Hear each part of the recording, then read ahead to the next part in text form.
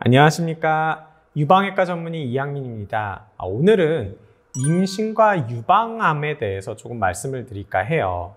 임신과 유방암의 관계가 어떤지, 그리고 이제 가임기 여성, 젊은 여성에서 아기를 갖기 전에 유방암에 걸리시는 분들이 있죠. 그런 분들은 어떻게 해야 되는지, 이런 거에 대해서 좀 말씀을 드릴까 합니다. 자, 일단 많이들 오해하시는 게 나는 아기도 많이 낳고 모유 수유도 오래 했는데 왜 유방암에 걸리죠? 이런 말씀을 하시는 분들이 굉장히 많으세요. 결혼을 안 했고 임신, 출산한 적이 없고 모유 수유를 하지 않은 그런 여성에 비해서 확실히 출산을 많이 하고 모유 수유를 많이 한 여성이 유방암에 덜 걸립니다. 그거는 확실해요.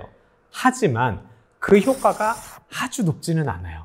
생각보다 별로 높지는 않고 약 한 20% 정도의 위험성을 감소시킨다 정도로 되어 있습니다. 그리고 많이들 그 모유 수유하고 나서 단유 마사지를 안 하면 모유 찌꺼기가 나중에 유방암이 된다는 그런 어디서 이상한 소리들을 많이 듣고 저한테 이제 걱정이 되신다고 하시는 분들이 굉장히 많으세요. 절대 그렇지 않아요. 단유 마사지와 그 유방암 발생 위험은 전혀 관계가 없습니다. 그리고 요즘에 이제 젊은 여성에서 유방암 발생이 많다고 말씀을 드렸죠. 그러다 보니 문제가 아직 결혼을 안 한 또는 결혼을 했지만 아직 아이가 없는 그런 여성에서 앞으로 이제 임신 계획이 있는 분들이죠.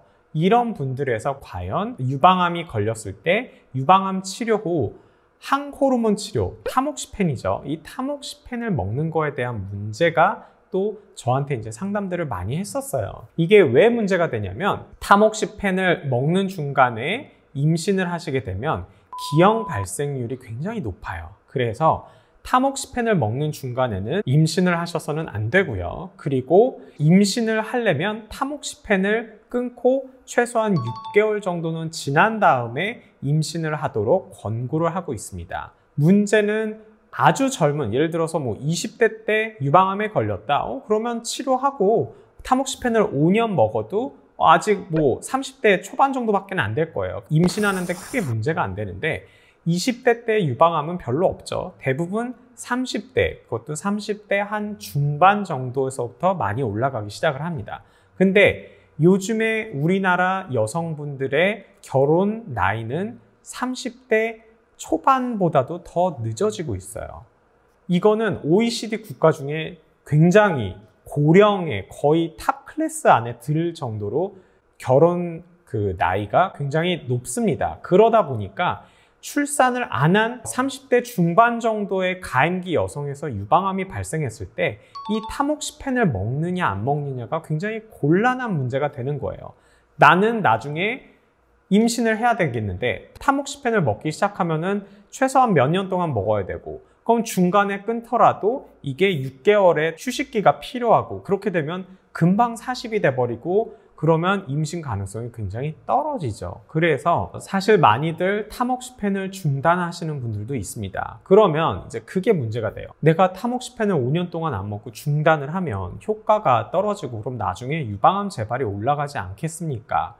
맞아요. 타목시펜을 기간이 최소한 5년을 드셔야 되는데 그거를 다 안 드시게 되면 확실히 유방암 재발률이 올라가는 건 사실입니다. 그런데 여기서 잠깐, 중간에 만약에 임신과 출산을 했을 때는 많이 올라가지 않는다는 보고들이 꾸준하게 나오고 있어요. 그래서 사실 어려운 결정이긴 하지만 아이를 갖고 싶다 그러면 최소한 타목시펜을 2년, 3년이라도 조금 드신 다음에 끊고 임신을 하셔서 아이를 출산을 하고 하는 것에 대해서는 저는 괜찮다고 생각을 해요. 물론 이제 이 부분에 있어서는 조금의 위험성은 갖고는 가셔야 되는데 주치의와 또 상의를 좀 해보셔야 되겠지만 제 개인적인 생각은 그렇다입니다. 그리고 이게 또 내가 출산 적정 나이가 얼마나 남았는지 이런 것도 되게 복잡해요. 그런 것들도 따져봐야 되고, 정 안 되면 이제 난자 또는 수정란을 동결해서 좀 보관을 한다든지 뭐 이런 식의 방법을 쓸 수도 있고요. 여러 가지 방법들이 있는데 어찌됐든 유방암 치료가 되신 분들에 있어서 임신, 출산을 하는 것들이 유방암에 그렇게 안 좋은 영향을 미치지 않는다라는 거는 분명히 알고 너무 걱정은 안 하셨으면 합니다. 오늘 영상은 이것으로 마무리 짓고요. 다음 영상에서 또 좋은 내용으로 찾아뵙도록 하겠습니다. 감사합니다.